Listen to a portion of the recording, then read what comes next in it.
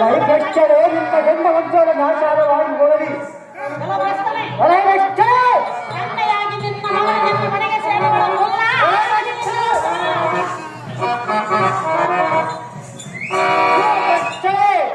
ಶಶಿ ರೇಖೆಗೆ ಮಾಡಿಕೊಂಡರ ವಂಶ ನಾಶವಾಗಿ ಹೇಳಿಯಲ್ಲ. ಎಂಥ ದುಃಖ ಇರಲಿಕ್ಕೆ ಐಶ್ವರ್ಯಹೀನರಾಗಿ ಅರಣ್ಯ ಮಾಡ್ಕೊಂಡ್ಬಿಡು ಹಾಳಾಗಿ ಹೋಗಿರೋಲ್ಲ. ಆ ಪುರುಷ ಅರಣ್ಯ ಮಾಡ್ಲಿಕ್ಕೆ ಅಡಿಗೆ ಪಾಂಡವರ ಸುದ್ದಿ ಎತ್ತ ಬೇಡ.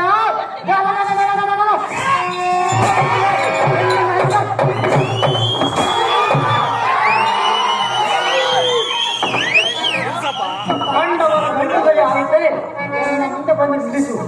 ಅವರ ಗುಂಡೆಗಳ ಸರಳ ಚಿರಿಗಳ ಮುಕ್ಕಳೆ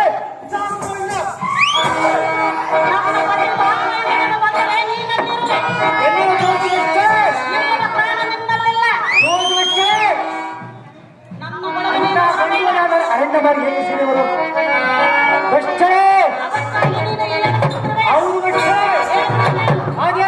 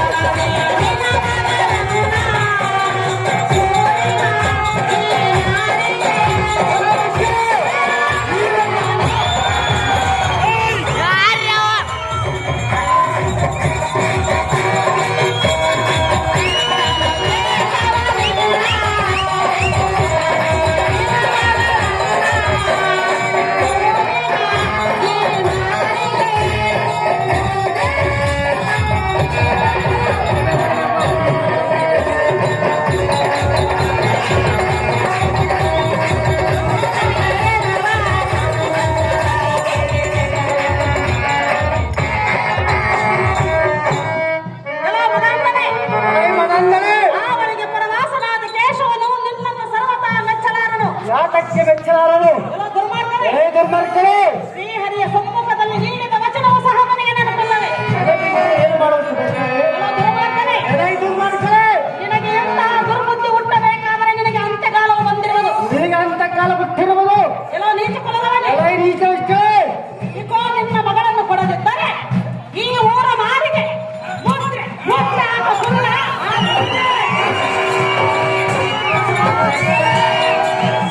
ನೀನು ಕೊಟ್ಟ ಶಾಪದಿಂದ ಗಂಡನಿಂದ ಕಲಿ ಎನ್ನಂತವ ಕಟ್ಟದ ಮುಕ್ಕಳೇ